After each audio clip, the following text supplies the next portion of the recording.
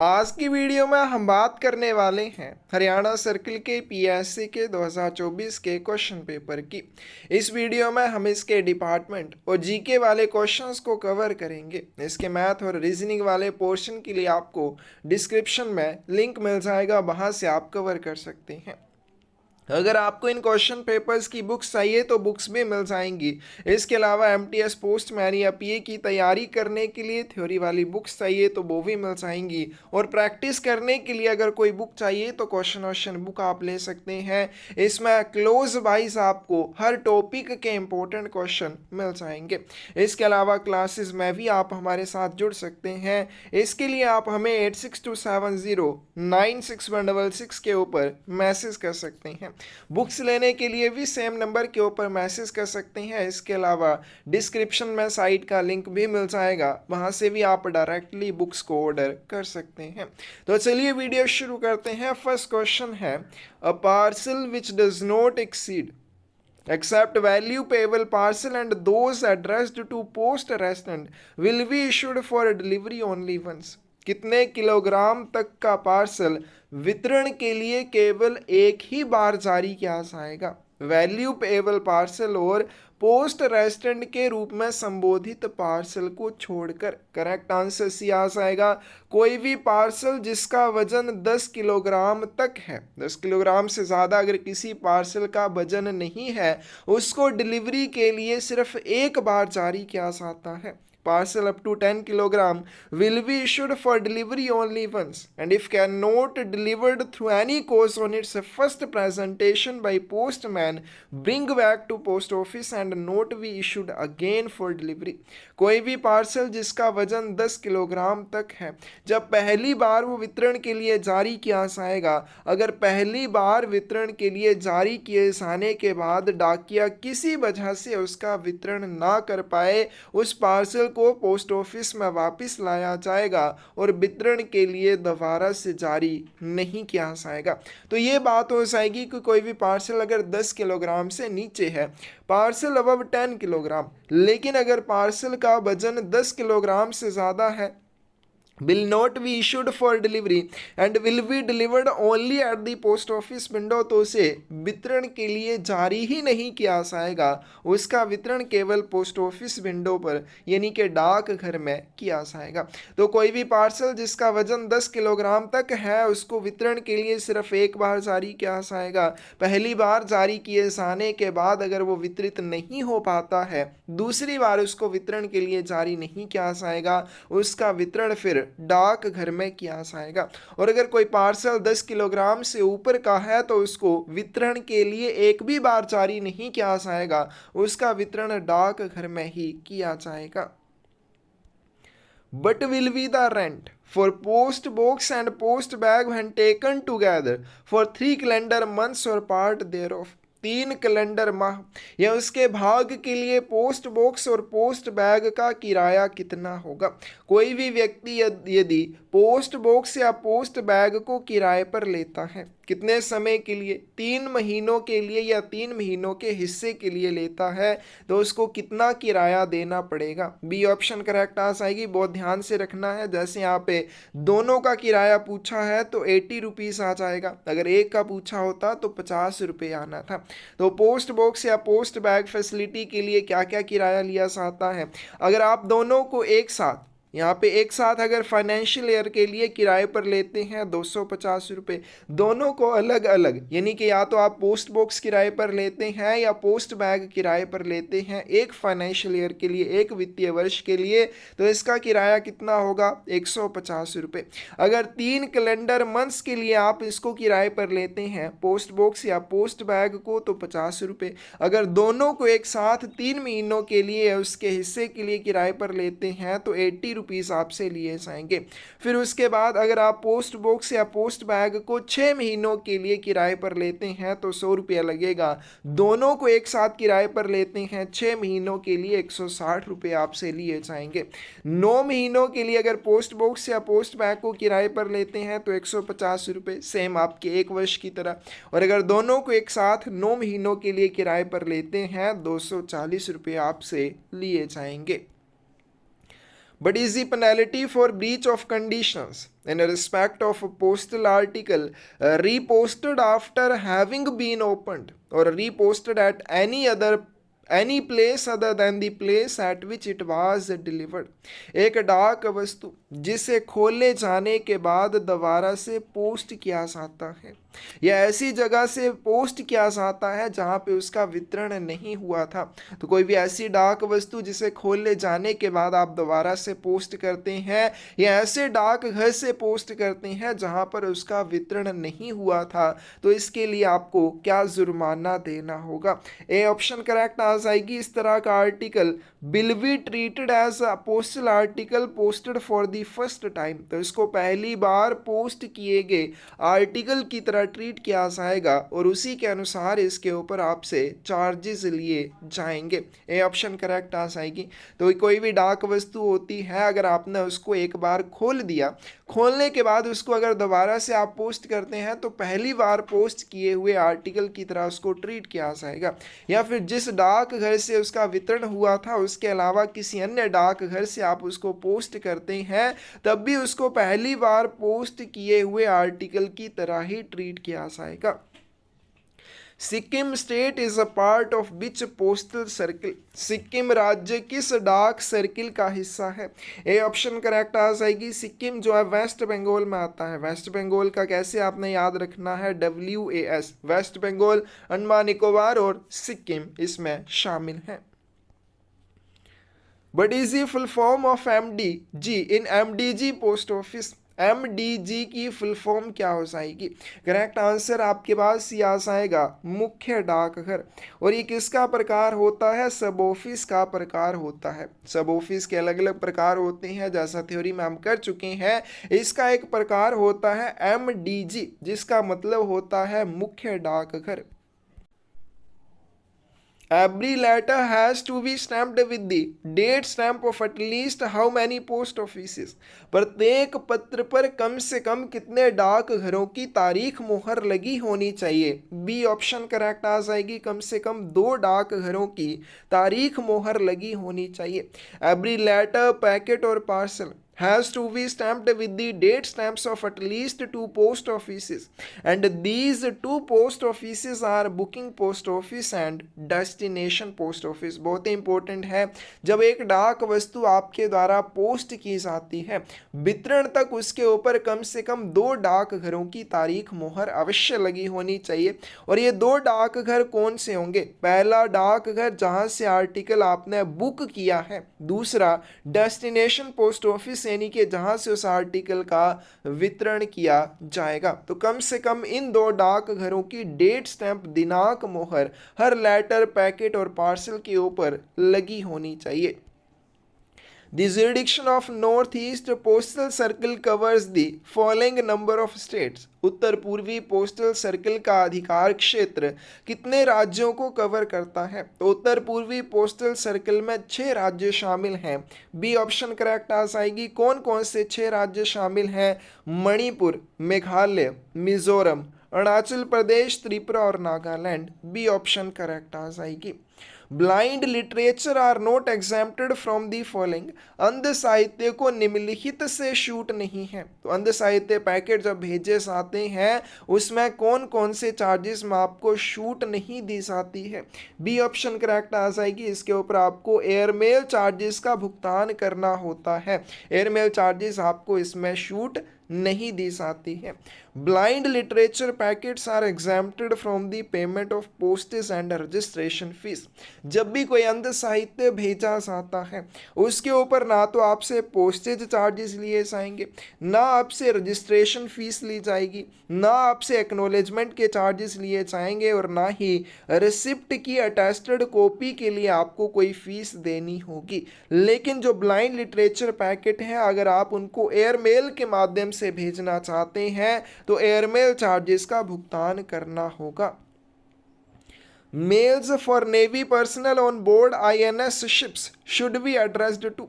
INS जहाजों पर तैनात नौसेना कर्मियों के लिए डाक को किसके पते पर संबोधित किया जाना चाहिए? Care of fleet mail office Bombay के पते पर इनको संबोधित किया जाना चाहिए। और आर्मी और एयरफोर्स में काम करने वालों के लिए केयर ऑफ 56 या केयर ऑफ 99 एपीओ के पते पर इनको भेजा जाता है। Mails for navy personnel on board INS ships should be addressed to care of fleet mail office Bombay. INS जहाजों पर सवार नौसेना कर्मियों के लिए डाक care of fleet mail office Bombay के पते पर संबोधित की जाएगी। जब ये आर्टिकल भेजे जाते हैं तो जो भी जिस व्यक्ति के लिए या जिस भी नौसेना कर्मी के लिए ये डाक भेजी जाएगी उसका नंबर, उसका रैंक, अदर पर्टिकुलर्स और साथ में जहाज का, शिप का नाम क्या है वो भी मेंशन किया जाएगा। But can be the maximum weight of a sample और पैटर्न पैकेट, नमूना या पैटर्न पैकेट का अधिकतम वजन कितना हो सकता है? बी ऑप्शन करेक्ट आ जाएगी, 2 किलोग्राम हो सकता है। वर्तमान में ये सेवा बंद हो चुकी है। But is the toll free inquiry helpline number of India post, भारतीय डाक का टोल फ्री पूछताछ हेल्पलाइन नंबर क्या है? करेक्ट आंसर ये आ जाएगा 1800-26668 है। Department of Post launched e-passbook for POSB customer, which is a feature providing the following services through an online web page. डाक विभाग ने POSB ग्राहकों के लिए ई पासबुक लॉन्च किया है जो एक ऑनलाइन वेब पेज के माध्यम से निम्नलिखित सेवाएं प्रदान करने वाली सुविधा है। करेक्ट आंसर क्या आ जाएगा? सी आ जाएगा। बैलेंस इंक्वायरी, मिनी या फुल स्टेटमेंट इसके माध्यम से आप देख सकते हैं। कौन कौन सी सेवाओं की देख सकते हैं तो उसको एग्जाम से पहले करने, क्योंकि ये चीज़ें चेंज होती हैं। Insurance facility is available for speed post consignment can be done up to the value of. Speed post माल के लिए बीमा सुविधा उपलब्ध है जो कितने रुपए तक की हो सकती है? तो किसी भी स्पीड पोस्ट कंसाइनमेंट के लिए मैक्सिमम आप इंश्योरेंस कितने रुपए की कर सकते हैं? 1,00,000 रुपए की कर सकते हैं। सी ऑप्शन करेक्ट आ जाएगी। The maximum value for speed post insurance is ₹1,00,000। किसी भी स्पीड पोस्ट आर्टिकल के लिए इंश्योरेंस मैक्सिमम 1,00,000 रुपए की आप कर सकते हैं। हालांकि अगर ब्रांच पोस्ट ऑफिस में आप किसी आर्टिकल की इंश्योरेंस करते हैं तो 600 रुपए के लिए कर सकते हैं। इसके अलावा जो वैल्यू होगी इंश्योरेंस की वो आर्टिकल की एक्चुअल वैल्यू या वास्तविक मूल्य से ज़्यादा के लिए नहीं की जाएगी। नेक्स्ट चलते हैं। कैंसिलेशन और change of nomination in POSB will be charged with the fees of. Post office saving bank में नामांकन रद्द करने या बदलने के लिए आपसे क्या शुल्क लिया जाएगा? बी ऑप्शन करेक्ट आ जाएगी, फ्री ऑफ कॉस्ट। पहले इसके ऊपर 50 रुपये प्लस जीएसटी लगती थी। द कैंसिलेशन और change of nomination in post office saving bank account is now free of charge. वर्तमान समय में अगर आप अपने पोस्ट ऑफिस के सेविंग अकाउंट में नामांकन रद्द करना चाहते हैं या नामांकन में परिवर्तन करना चाहते हैं तो ये निःशुल्क किया जाएगा। इसके लिए आपको कोई भी चार्जेस का भुगतान नहीं करना होगा। Previously a fees of 50 rupees was charged for such changes. पहले अगर आप इस तरह का कोई भी परिवर्तन करते थे तो 50 रुपये का भुगतान आपको करना पड़ता था, लेकिन ये जो फीस है 2 अप्रैल 2025 से समाप्त कर दी गई है। But will be the registration fees for a printed book having price more than ₹50 and is to be sent through VPP।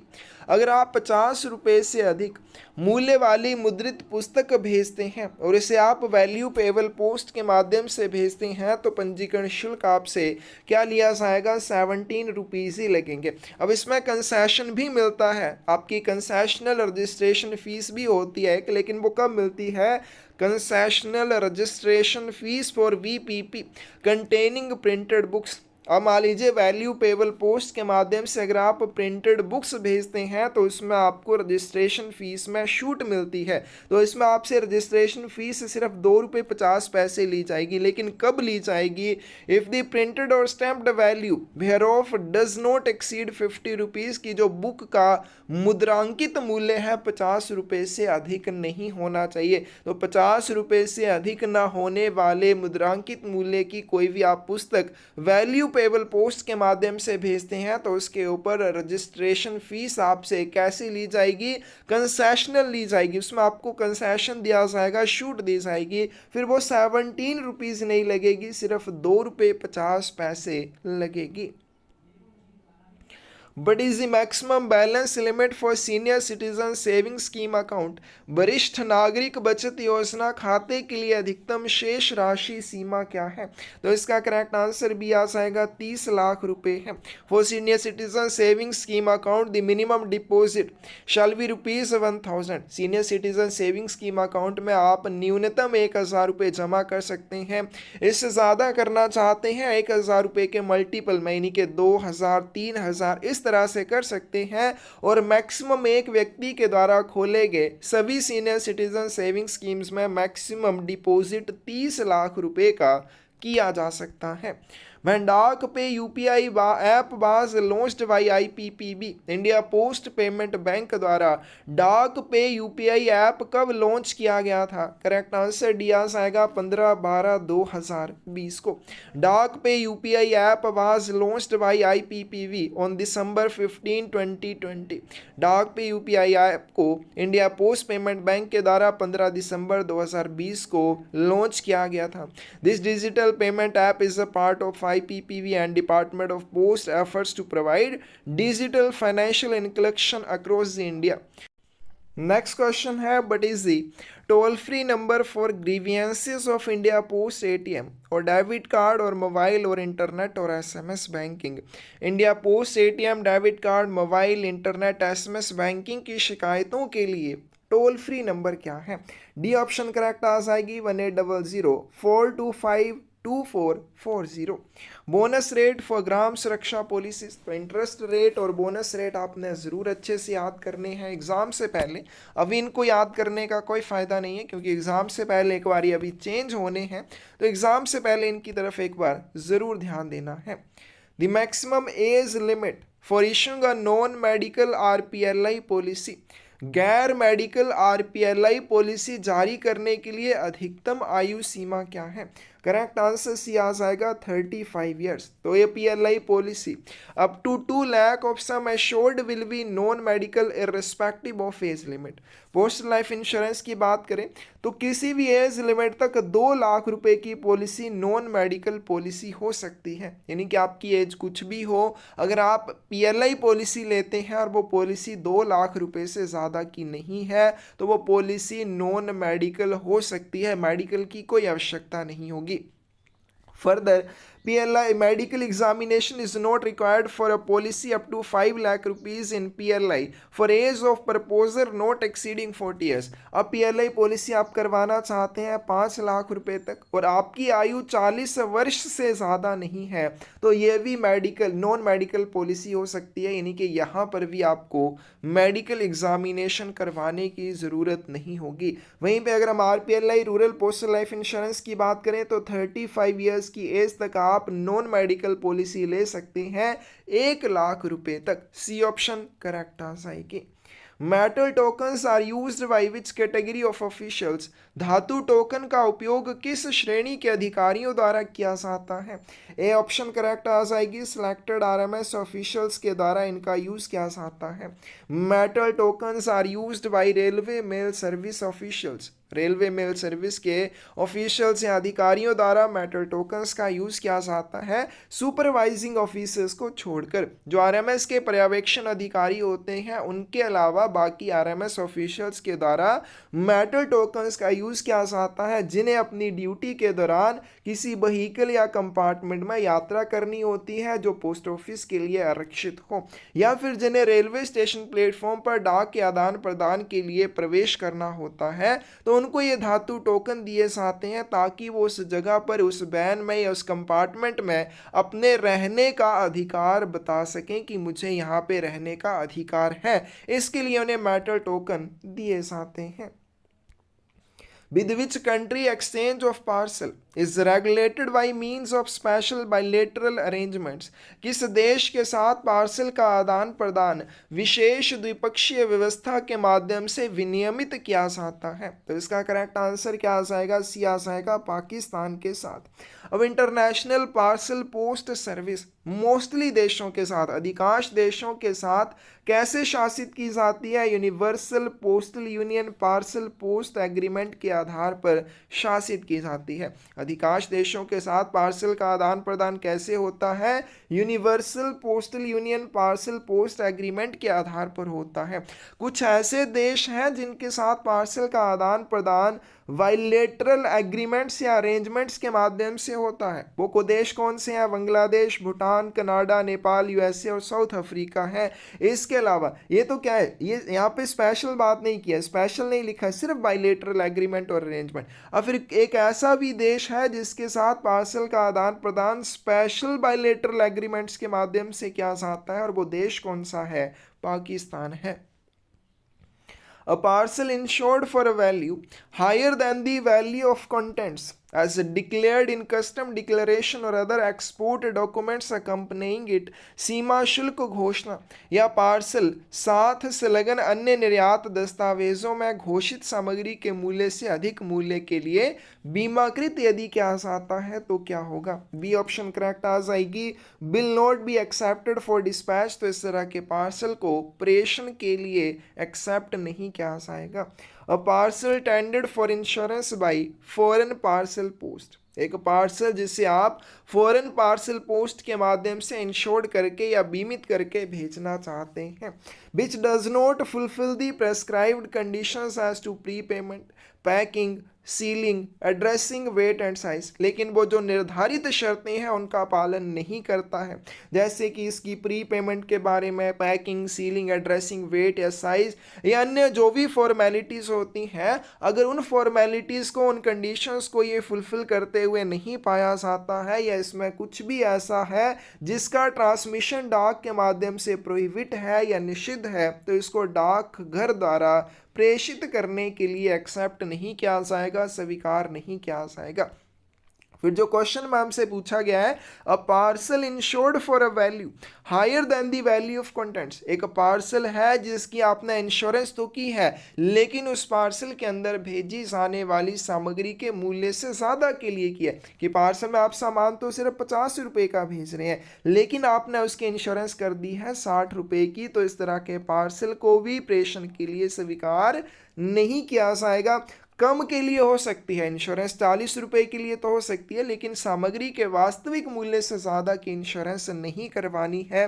फिर कोई पार्सल है जिसमें गोल्ड कॉइन है, बुलियन है, करेंसी नोट या बैंक नोट है, इनको आपने जब इंश्योर्ड करवाना है तो इनकी एक्चुअल वैल्यू के लिए करवाना है, यानी कि अगर आपने 50 रुपये के करेंसी नोट भेजे हैं तो इंश्योरेंस भी 50 रुपये की ही करवानी पड़ेगी, कम या ज़्यादा की नहीं करवानी है। Where the control leads to detention of a postal article, its opening for examination, imposition of duty or the production of documents by the sender or the addressee. These functions are carried out only in selected places called, जहाँ नियंत्रण के तहत डाक सामग्री को रोका जाता है। अब जहाँ पे भी क्या होता है, डिटेंशन होती है पोस्टल आर्टिकल्स की, या उनको जांच के लिए खोला जाता है, या उनके ऊपर ड्यूटी यानी कि सीमा शुल्क लगाया जाता है, या फिर प्राप्त करता है या प्रेषक के द्वारा उन आर्टिकल्स के संबंध में डॉक्यूमेंट्स इत्यादि प्रस्तुत किए जाते हैं, उन प्लेसेस को क्या कहा जाता है, करेक्ट आंसर सी आ जाएगा, उनको फॉरेन पोस्ट ऑफिस या सब फॉरेन पोस्ट ऑफिस कहा जाता है। तो जो कस्टम कंट्रोल है प्राइमरली या मुख्य रूप से कहाँ पर एक्सरसाइज किया जाता है, पॉइंट ऑफ एंट्री और एग्जिट फ्रॉम दी कंट्री, जहाँ से देश में डाक वस्तु आती है या जहाँ से डाक वस्तु देश को छोड़कर जाती है, उन स्थानों पर कस्टम कंट्रोल एक्सरसाइज किया जाता है। लेकिन अगर हम बात करें जहां पर कंट्रोल किस चीज से संबंधित है, डाक वस्तुओं को रोकने से संबंधित है, उनकी जांच करने के लिए उनको खोलने से संबंधित है, या उनके ऊपर सीमा शुल्क लगाने या प्रेषक या प्राप्तकर्ता द्वारा डॉक्यूमेंट प्रस्तुत करने से संबंधित है, ये सारे काम ऐसे स्थानों पर किए जाते हैं जिन्हें फॉरेन पोस्ट ऑफिस या सब फॉरेन पोस्ट ऑफिस कहा जाता है। In what shape the airmail fees should be paid for transmission of a money order by air? हवाई मार्ग से मनी ऑर्डर भेजने के लिए एयरमेल शुल्क किस रूप में लिया जाता है? करेक्ट आंसर क्या आ जाएगा? बी आ जाएगा, पोस्टेज स्टैम्प्स के रूप में ये फीस ली जाएगी।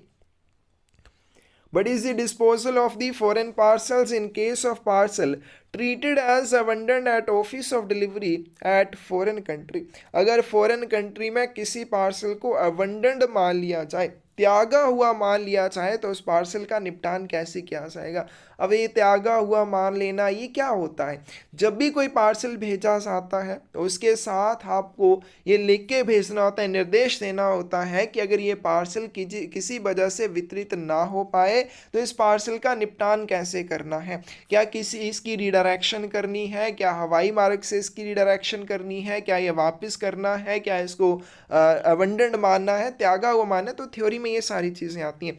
तो अगर किसी पार्सल के लिए आपने ये नोट दिया है कि अगर ये पार्सल किसी वजह से वितरित ना हो पाए तो इसको आपने अबंडन्ड मानना है, क्योंकि जब भी पार्सल वापस आता है फॉरेन कंट्री से तो उसके ऊपर और बहुत सारे चार्जेस लग जाते हैं जिनका भुगतान फिर प्रेषक को करना पड़ता है। तो इससे बेहतर उसके पास एक ऑप्शन होती है, वो इसके लिए नोट दे सकता है, निर्देश दे सकता है कि अगर ये वितरित ना हो पाए तो इसको आपने अबंडन्ड मानना है।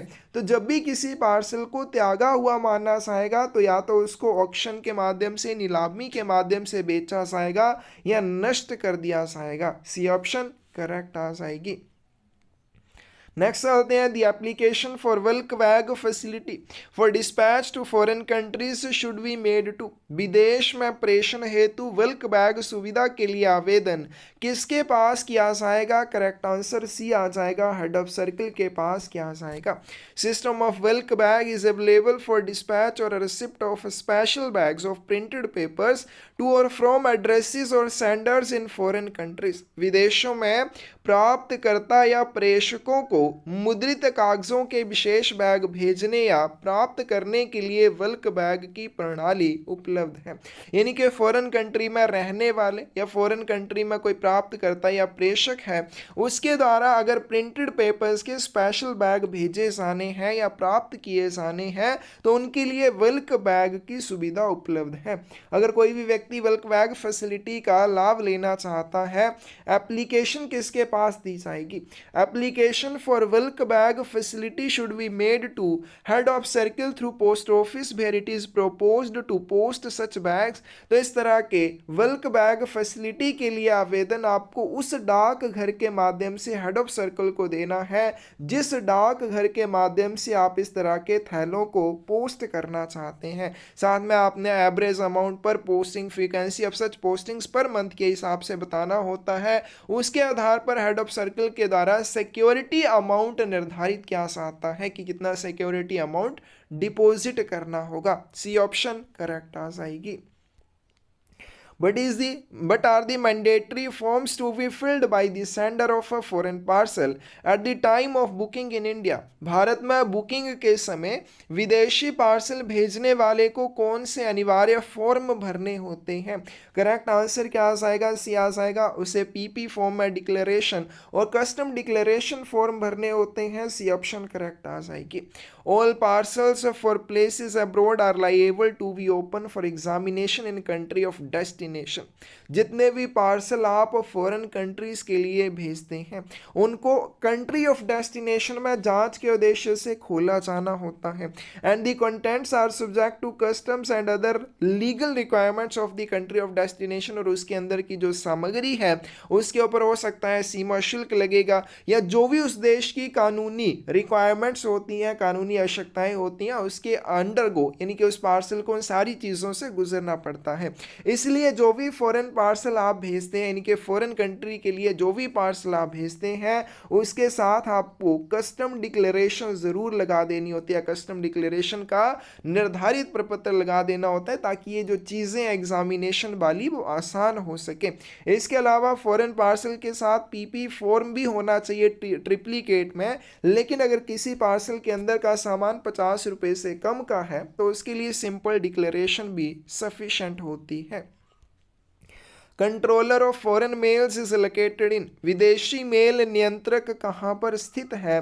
बी ऑप्शन करेक्ट आ जाएगी, मुंबई में स्थित है। The controller of foreign mail is primarily located in Mumbai, विदेशी डाक नियंत्रक मुख्य रूप से कहाँ पर है? मुंबई में स्थित है। तो ये किस तरह के आर्टिकल्स का निपटान करता है? ऐसे आर्टिकल जिनके ट्रैकिंग नंबर CR, L या U से शुरू होते हैं, इस तरह के आर्टिकल्स का निपटान यहाँ पे किया जाता है। When was Asian Pacific Postal Union established? हर एक क्वेश्चन पेपर में ये क्वेश्चन पूछा गया है।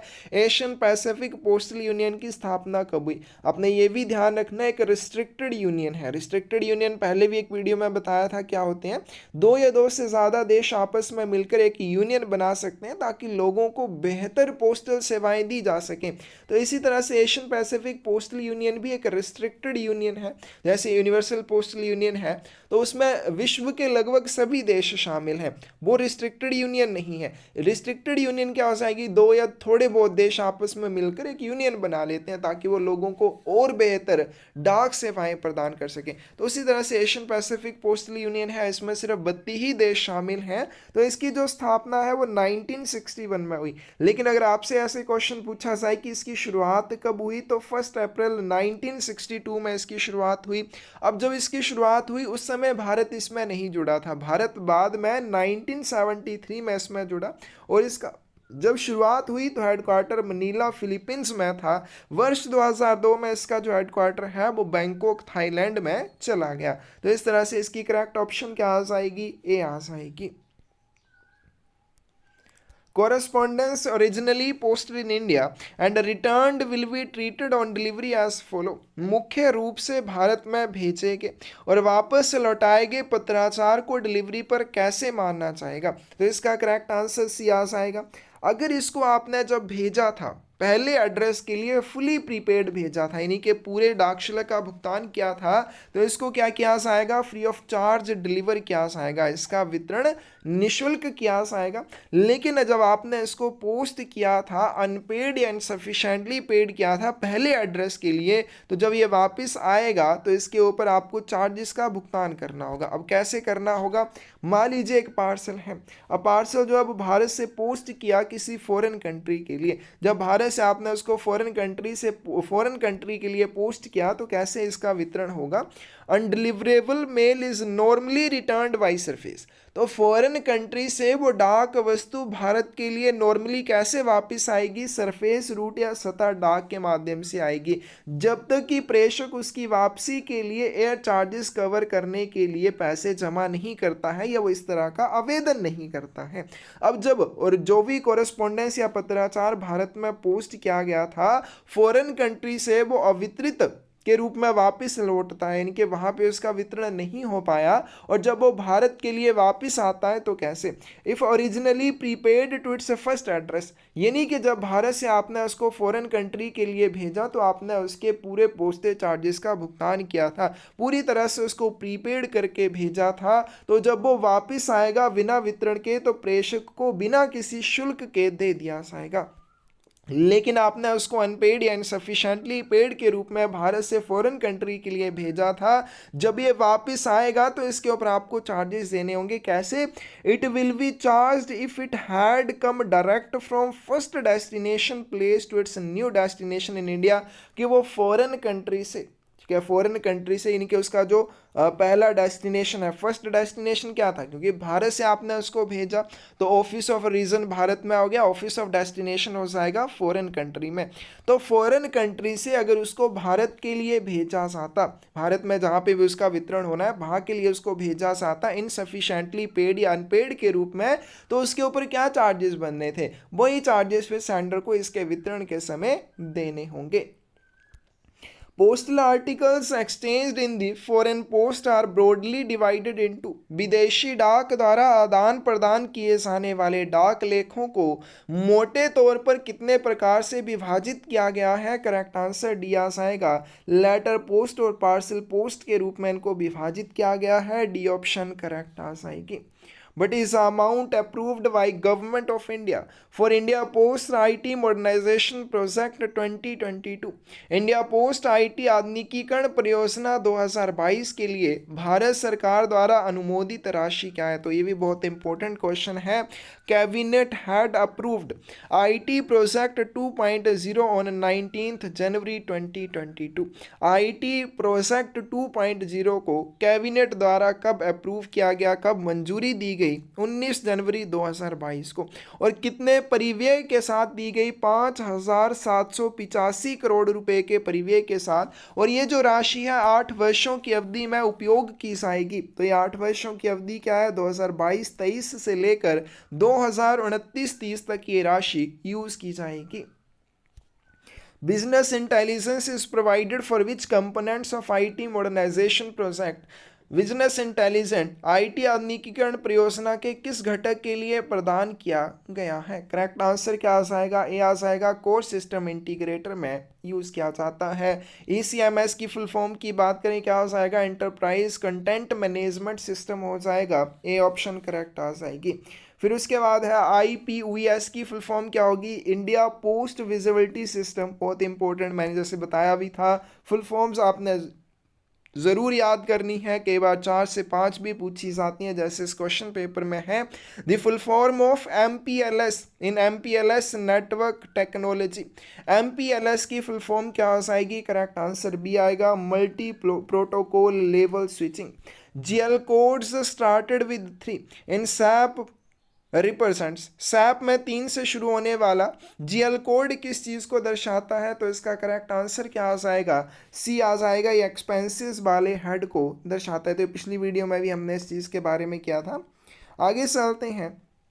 जो जनरल लेजर कोड है, जनरल लेजर कोड 10 डिजिट का होता है। जीएल की फुल फॉर्म क्या आ जाएगी? General ledger code. अब इसमें देखो, अगर ये 3 से शुरू हो रहा है तो ये एक्सपेंसेस के लिए, जैसा हमसे ये क्वेश्चन में पूछा गया है।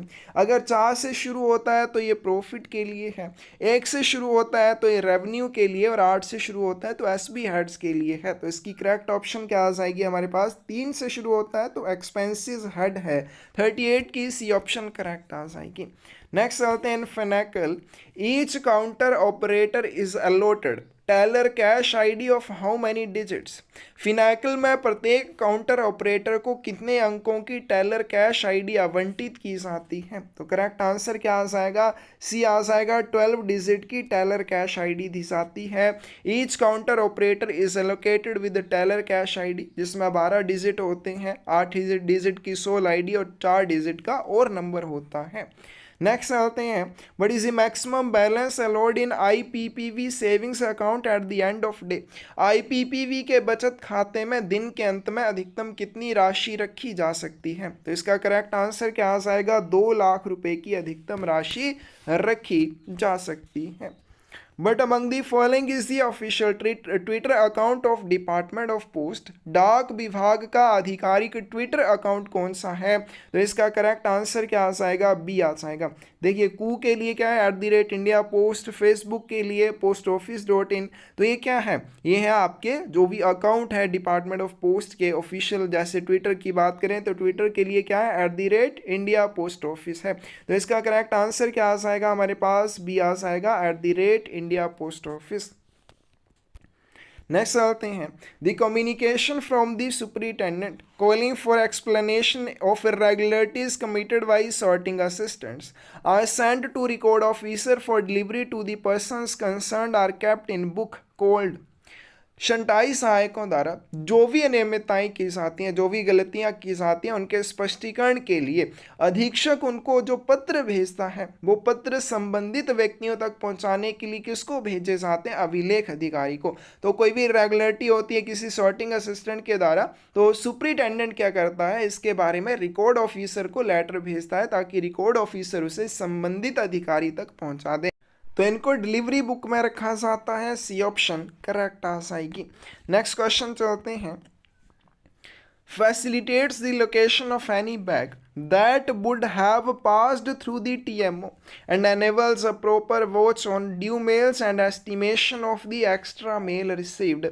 किसके माध्यम से इस चीज़ की सुविधा मिलती है कि टीएमओ से गुजरने वाले किसी भी बैग का पता लगाने में आसानी हो जाती है और आने वाली डाक के ऊपर उचित निगरानी रखी जा सकती है और कितनी आपको एक्स्ट्रा मेल प्राप्त हुई है, इन सारी चीज़ों का पता लगाने में सक्षम बनाती है। कौन सी चीज़ सक्षम बनाती है? करेक्ट आंसर सी आ जाएगा, कंप्यूटराइज्ड ट्रांजिट मेल ऑफिस इस चीज़ को सक्षम बनाता है। The preservation period of order book of a mail office and a section is, एक मेल कार्यालय और अनुभाग की ऑर्डर बुक की संरक्षण अवधि क्या है? बी ऑप्शन करेक्ट आ जाएगी, 3 साल तक इनको संभाल के रखा जाता है। Mail abstract is divided into 2 parts, namely mail abstract को 2 भागों में बांटा गया है। कौन कौन से 2 भागों में बांटा गया है? एक मेल और दूसरा क्या आ जाएगा? बैग्स आ जाएगा। तो कौन सी ऑप्शन करेक्ट आ जाएगी? डी ऑप्शन करेक्ट आ जाएगी। महिला सम्मान saving certificate 2023 was introduced in department of post wide which SB order, डाक विभाग में महिला सम्मान बचत प्रमाण पत्र 2023 को किस एसबी आदेश के तहत शुरू किया गया था? करेक्ट आंसर सी आ जाएगा, एसबी ऑर्डर 5/2023। नेक्स्ट क्वेश्चन है, how many post office passport Seva Kendra are functional through our India. तो भारत में कितने डाकघर पासपोर्ट सेवा केंद्र कार्यरत हैं? करेक्ट आंसर क्या आ जाएगा आपके पास? सी आ जाएगा 429।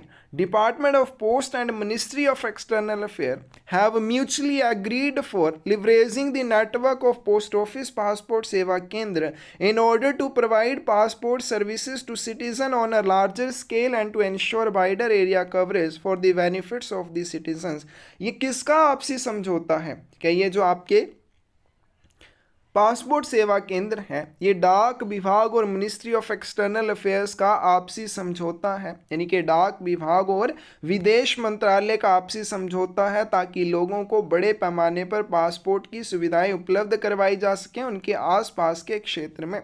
The facility has brought convenience to general public, ये लोगों की सुविधा के लिए, क्योंकि पोस्ट ऑफिस हर जगह पे हैं, तो पोस्ट ऑफिस के माध्यम से लोग अपने पासपोर्ट बनवा सकते हैं। उनको अपना पासपोर्ट बनवाने के लिए दूर क्षेत्र में नहीं जाना पड़ेगा, अपने नज़दीकी किसी डाकघर में जहाँ पे पासपोर्ट बनते हैं वहाँ पे बनवा सकते हैं। वर्तमान में 429 पोस्ट ऑफिस के माध्यम से ये सुविधाएं उपलब्ध करवाई जा रही हैं। Fees to be collected from resident for mandatory biometric update of 7 years child, 7 वर्ष की आयु के बच्चे के लिए अनिवार्य बायोमेट्रिक अपडेट के लिए निवासी से कितना शुल्क लिया जाएगा? 100 रुपये लिए जाते हैं। बी ऑप्शन करेक्ट आ जाएगी। What is the annual premium for प्रधानमंत्री सुरक्षा बीमा योजना एट प्रेजेंट, वर्तमान में प्रधानमंत्री सुरक्षा बीमा योजना के लिए वार्षिक प्रीमियम क्या लिया जाता है? तो इसका करेक्ट आंसर क्या आ जाएगा? बी आ जाएगा। पहले 12 रुपये लिए जाते थे, वर्तमान में 20 रुपये लिए जाते हैं और प्रधानमंत्री जीवन ज्योति बीमा योजना में 436 रुपये लिए जाते हैं। But will be the tariff for booking a 5 kilogram insured parcel with insured value 1000 rupees along with acknowledgement, 1000 रुपये के बीमित राशि और एक्नोलेजमेंट के साथ 5 किलोग्राम वाले बीमित पार्सल की बुकिंग के लिए कितने चार्जेस आपसे लिए जाएंगे? कितने लिए जाएंगे? 281 रुपये। अब कैसे आपने कैलकुलेट करने हैं? सबसे पहले हम बात करें पार्सल के वजन की, तो पार्सल का वजन कितना है? 5 किलोग्राम। अब 5 किलोग्राम अगर किसी पार्सल का वजन है तो उसके ऊपर कितने चार्जेस लगेंगे? सिर्फ पार्सल की बात किया, पोस्टेज चार्जेस कितने रुपए लिए जाएंगे? तो सबसे पहले बात करते हैं जो फर्स्ट 500 ग्राम होंगे, तो किसी पार्सल के ऊपर कैसे चार्जेस लिए जाते हैं? पहले 500 ग्राम के ऊपर 19 रुपये, फिर आगे जो भी 500 ग्राम आएंगे उनके ऊपर आपको 16 रुपये देने होंगे। तो पहले 500 ग्राम के ऊपर 19 रुपये, नेक्स्ट जो 500 ग्राम आएगा उसके ऊपर आपको 16 रुपये। तो ये क्या हो गया, आपके पास 1 किलोग्राम यहाँ पे कवर हो गया। टोटल 5 किलोग्राम है, 4 किलोग्राम और बच जाएगा। अब हर 500 ग्राम के हिसाब से 4 किलोग्राम के 8 हिस्से बन जाएंगे। तो 16 गुने 8 आ जाएगा। ठीक है, हमारे पास क्या आ जाएगा, 16 गुने 8 आ जाएगा। ठीक है, तो 16 गुने 8 और प्लस क्या आ जाएगा, 19 प्लस 16, तो 9 6 15। ठीक है, 9 6 15 हो जाएंगे, एक बच जाएगा और यहाँ पे क्या आ जाएगा, 35 रुपीज़ आ जाएगा।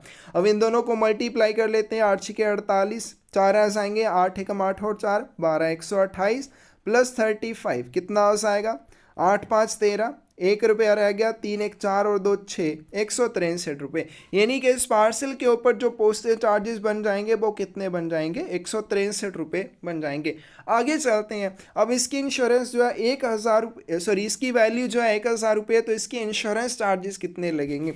अब इंश्योरेंस फीस कैसे ली जाती है, 200 रुपीज़ तक आपको 10 रुपये देने होंगे। उसके बाद प्रत्येक 100 रुपये के लिए आपको 6 रुपये देने होंगे। अब पहले 200 रुपये के लिए आपने 10 रुपये दे दिए, 1000 रुपये टोटल इसकी वैल्यू, तो 800 रुपये बच जाते हैं। अब 800 रुपये बच जाते हैं तो 100 के हिसाब से 8 हिस्से बन गए, 8 हिस्सों के लिए 6 रुपये लगेंगे, यानी कि 48 रुपीज़ आपको देने होंगे। तो कितना बन जाएगा इसमें, 58 रुपीज़ बन जाएगा। ठीक है, तो कितने हो गए, 163 प्लस क्या बन जाएगा, 58। अब ये दो चार्जेस हमारे पास आ जाएंगे। इसके साथ हमें रजिस्ट्रेशन फीस देनी है जो कि बनती है 17 रुपीज़।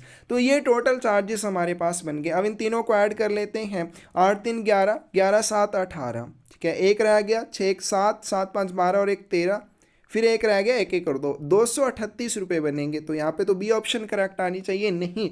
अब मैंने जैसे आपको ये चीज़ पहले भी बताई थी, जो भी चार्जेस बनेंगे उसके ऊपर आपसे 18%, 18% जीएसटी भी लीज आएगी। तो इसमें प्लस 18% जीएसटी भी आएगी। तो जब 18% जीएसटी निकालेंगे तो वो आएगी 42.84 रुपीज़। तो इन दोनों को ऐड करेंगे, आपके पास आएगा 280.84, लगभग 281 रुपये आपसे लिए जाएंगे। डी ऑप्शन करेक्ट आ जाएगी। नेक्स्ट चलते हैं, what is the longest river island in the world located in India. Bharat में स्थित विश्व का सबसे बड़ा नदी द्वीप कौन सा है। डी ऑप्शन करेक्ट आ जाएगी, Majuli. Where is international rice research institute in India. Bharat में अंतर्राष्ट्रीय चावल अनुसंधान संस्थान कहाँ पर स्थित है। बी ऑप्शन करेक्ट आ जाएगी, वाराणसी में स्थित है। Total number of members nominated by the president to लोक सभा and the Rajya Sabha is. Bharat के राष्ट्रपति द्वारा लोकसभा और राज्यसभा के लिए कितने सदस्य मनोनीत किए जाते हैं। सी ऑप्शन करेक्ट आ जाएगी, 14। 12 जो है राज्यसभा के और लोकसभा के 2 किए जाते हैं, तो दोनों मिला के 14 हो जाएंगे। Fathometer is used to measure. Fathometer का उपयोग किस चीज़ की मेजरमेंट के लिए किया जाता है। महासागर की गहराई के लिए। सी ऑप्शन करेक्ट आ जाएगी। Which day is celebrated as world post day. कौन से दिन को विश्व डाक दिवस के रूप में मनाया जाता है। 9 अक्टूबर को मनाया जाता है। बी ऑप्शन करेक्ट आ जाएगी। Who was the first Indian native ruler to accept the system of subsidiary alliance. सहायक संधि प्रणाली को स्वीकार करने वाला पहला भारतीय देशी शासक कौन था। तो इसका करेक्ट आंसर बी आ जाएगा, निज़ाम, जो कि हैदराबाद का था। was the Prime Minister of United Kingdom at the time of India's independence। Bharat की स्वतंत्रता के समय यूनाइटेड किंगडम के प्रधानमंत्री कौन थे। डी ऑप्शन करेक्ट आ जाएगी, क्लेमेंट एटली थे। Which of the following article of the Constitution is directed to establish uniform civil code। संविधान का निम्नलिखित में से कौन सा अनुच्छेद समान नागरिक संहिता स्थापित करने के लिए निर्देशित है। करेक्ट आंसर क्या आ जाएगा, सी आ जाएगा, article 44। The common reflections of honesty are. ईमानदारी के सामान्य प्रतिबिंब कौन से हैं। तो इसमें सभी इसके प्रतिबिंब हैं। एक तो कार्य में ईमानदारी होनी चाहिए, वाणी और विवेक में भी ईमानदारी होनी चाहिए। डी ऑप्शन करेक्ट आ जाएगी। और लास्ट क्वेश्चन आज की वीडियो का, who built bridge between Indian culture and western culture. भारतीय संस्कृति और पश्चिमी संस्कृति के बीच पुल किसने बनाया। तो इसका करेक्ट आंसर ये आ जाएगा, स्वामी विवेकानंद ने बनाया। तो ये था हमारे पास हरियाणा सर्कल का पीएसए का 2024 का क्वेश्चन पेपर। किसी भी क्वेश्चन में डाउट हो कमेंट सेक्शन में आप पूछ सकते हैं।